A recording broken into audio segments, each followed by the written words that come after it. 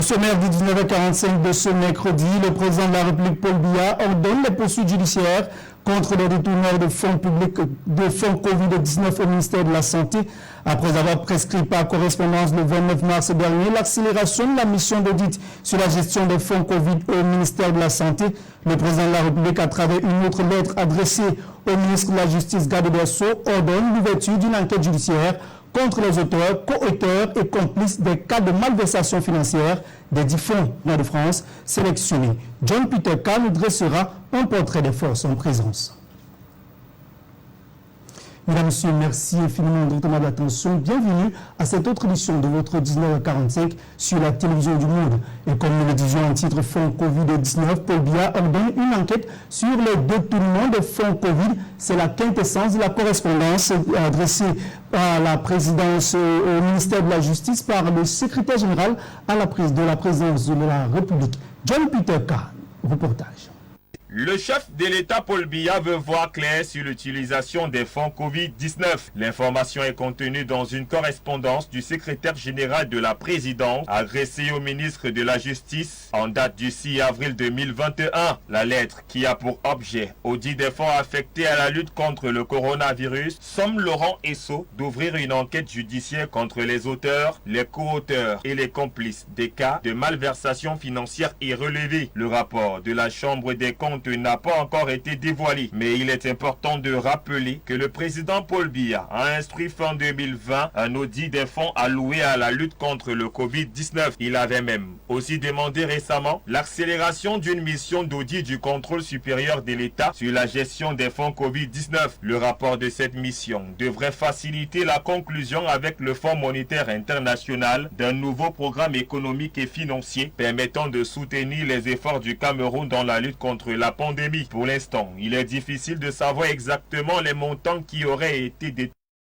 des dites malversations. Mais on se souvient qu'en décembre 2020, le député Jean-Michel Nintieu, président régional du SDF pour le littoral, avait déposé une question à l'Assemblée nationale à travers laquelle il indexait Manaouda Malachi, le ministre de la Santé publique, de malversation, de corruption et de détournement autour de l'attribution des marchés d'une valeur de 50 milliards 219 477 924 francs CFA. C'est donc une affaire à suivre. Toujours en santé, en attendant donc le résultat de cette enquête, 6 maires des communes d'arrondissement de Douala ont reçu ce jour du matériel nécessaire pour barrer la voie contre la Covid-19. C'est un reportage signé de Jean-Germain Yenna et Patrice Foucault.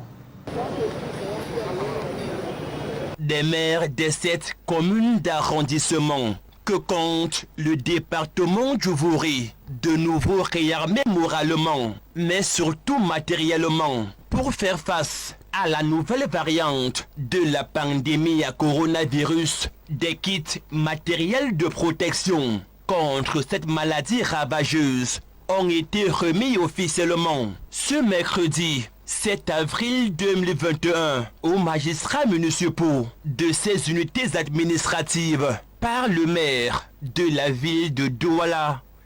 Au nom de la population de Manoka, je suis satisfait pour question de sécurité par rapport à cette épidémie qui dérange le monde pour le moment. La situation est négative, aucun cas, mais ça ne veut pas dire qu'on doit baisser les bras. Si on a reçu l'année passée à ne pas avoir de cas, il faut qu'on fasse les mêmes efforts cette fois-ci, peut-être même les doubler pour que nous sortons de ce phénomène positif sans qu'il y ait de cas. L'opération baptisée Douala Stop Coronavirus, qui rentre dans le cadre de la phase 3 de la stratégie de lutte contre la pandémie Covid-19, vise à renforcer l'observance des mesures barrières tant en milieu scolaire et campus universitaire. La mission sera faite comme dans le passé, dans des écoles, dans des hôpitaux, des lieux publics, pour que vraiment la population se sente en sécurité, car il faut respecter l'heure est grave. Nous voulons maintenant au niveau du périmètre urbain et au niveau des acteurs du terrain prendre les choses en main. Et c'est ce que nous faisons aujourd'hui. Nous voulons implémenter rapidement les mesures concrètes de lutte contre le Covid. Ces mesures, on les connaît, ce sont les mesures barrières édictées par le gouvernement. Il s'agit maintenant de renouveler l'action qui a été menée depuis l'année dernière, de la renforcer. Et cette fois-ci, nous visons particulièrement les pays soient atteints par cette maladie. Et dans les jours à venir, il est fort probable la sortie d'une décision qui interdit provisoirement l'occupation temporaire de la voie publique pour cause de funérailles, obsèques, mariages et autres cérémonies. Les maires d'arrondissement et les maires de la ville se réuniront dans les jours qui viennent pour arrêter des mesures complémentaires. Des mesures complémentaires qui pourront viser notamment les interdictions d'occupation temporaire de la voie publique, pour les deuils, pour les mariages, qui pourront viser aussi la restriction d'entrée dans les mairies, qui pourront viser en fait tout ce que nous avons fait l'année dernière. Nous pourrons réactiver ce dispositif parce qu'il faut absolument que nous puissions stopper la propagation du virus.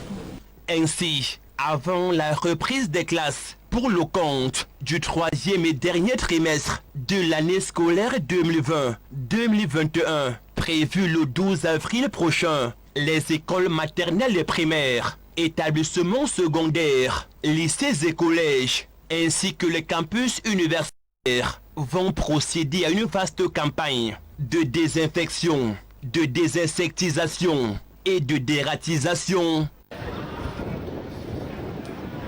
Parlons toujours de santé dans ce journal. Rentrons-nous cette fois-ci à l'ouest du Cameroun. En réponse aux sollicitations des populations, le ministre de l'Habitat et du Développement urbain, Célestine Ketcha-Koutes, a lancé depuis le 4 avril dernier une opération de dératisation, de désinfection et de désinsectisation des lieux publics, des écoles, des lieux de prière et même des entreprises parapubliques. John Peter K. Oscar Akoum-Tata. Au moment où la résurgence du coronavirus préoccupe les pouvoirs publics, les cas testés positifs et les décès enregistrés dans le Ndé n'ont pas laissé les populations et les autorités locales indifférentes. Au-delà du respect des mesures barrières et d'hygiène classiques, lavage régulier des mains, utilisation des solutions hydroalcooliques prescrites par le gouvernement, les populations de Baganté ont choisi de solliciter l'intervention de la reine-mère Célestine Ketcha-Koutes pour des opérations de désinfection à visée préventive ou curative des espaces publics, professionnels ou encore dans les lieux accueillants du monde comme les marchés et les écoles afin de lutter contre la propagation de cette pandémie. C'est en réponse à cette sollicitation que la reine-mère Célestine Ketcha-Koutes, ministre de l'Habitat et du Développement urbain, a lancé avec le concours de la CECA des actions professionnelles de la désinfection, désinsectisation et dératisation des écoles, marchés, lieux de culte et services publics de Baganté. Je voudrais dire un grand merci au président de la République. La première vague n'a pas été aussi vilaine que la seconde, parce que les actions menées, le suivi de proximité qu'il a mené et la mobilisation toute assumée de la société civile, de toutes les populations, a fait que le corona, dans sa première vague, a fait moins de dégâts. Avec la résurgence, et surtout la communication que fait le président de la République tous les jours au journal, du 20. Il nous demande portez vos masques, lavez vos mains, il nous rappelle les mesures barrières, mais lorsqu'on regarde sur le terrain, malheureusement, ce n'est pas très observé. Nous avons pensé qu'avant la rentrée scolaire qui se prépare, nous avons, pour répondre à l'appel du président de la République, on a pensé qu'il fallait désinfecter les lieux de culte, les marchés, les écoles, et tous les lieux où les Camerounais se retrouvent pour des besoins de services publics. Grâce à une méthodologie approuvée dans la désinfection contre les micronuisibles dont le coronavirus, les écoles, les églises, mosquées, marchés, les services publics et la prison de Baganté sont systématiquement traités. Selon les responsables de la société en service, l'opération consiste à éliminer les germes dans certaines zones. Il ressort que la reine-mère Ketcha-Koutes a choisi des solutions efficaces pour répondre à la demande des populations en respectant un mode opératoire strict et sans danger pour la santé humaine dans l'ensemble des lieux publics de l'arrondissement. Après la désinfection, il faut que chacun, avant de venir au marché désormais, que chacun porte son masque, que les clients, avant d'entrer dans les espaces marchands, nous avons le régisseur qui doit savoir quelle est aussi sa responsabilité. Si vous gérez un marché, vous avez la responsabilité des biens et des personnes. Lorsque nous voyons dans un marché 90% de personnes qui n'ont pas de masque et que nous enterrons tous les jours, les mamans de ce marché-là, ça fait mal. Si les Camerounais pouvaient se comporter comme ça se doit, je ne sais pas, ce n'est que... Non, sa présence a motivé, doit changer la mentalité des bouchers que moi-même je contrôle. Oui, un peu. Donc ça va changer le comportement de nos comportements. Dans le contexte actuel avec une pandémie au Covid-19 qui secoue le monde, il est plus nécessaire de prendre toutes les précautions possibles et d'appliquer des actions concrètes pour endiguer la propagation du virus. Baganté a donc bénéficié d'un traitement des experts de la désinfection avec les solutions les plus innovantes et les plus fiables. Un geste de générosité qui donne à la ville la plus propre du Cameroun de se positionner comme une référence en matière d'initiative de lutte contre le coronavirus suivant les directives du gouvernement prescrites par le chef de l'État. L'opération qui a commencé samedi dernier s'achèvera lundi par les services publics avec en tête l'hôpital central, la préfecture et la prison centrale de Baganté. Nous parlons de toute autre chose à présent. Dans l'optique de faire face au délestage au Cameroun, le ministre de l'Eau et de l'Énergie, Gaston Elundwe Sonda, a tombé sa chemise pour un périple en forêt dans la ville de Déa. Il est allé voir pourquoi depuis un certain temps, les ménages au Cameroun n'ont plus d'électricité ou alors sont confrontés à une coupure intempestive de l'énergie électrique. Nos reporters Charles Fils Elanguet et Jean Blaise Tonnier étaient à sa suite. Lutte contre les coupures intempestives d'électricité au Cameroun. Le ministre de l'Eau et de l'Énergie sur le terrain, le MINE, a sillonné les différents corridors des lignes de haute tension dans l'optique de vérifier les travaux d'entretien de ces différentes lignes de haute tension car la chute d'un arbre plongerait une partie du pays dans le noir. En bon patron, le MINE a parcouru avec dextérité et bravoure près de 10 km de forêt à pied afin de toucher du doigt les réalités.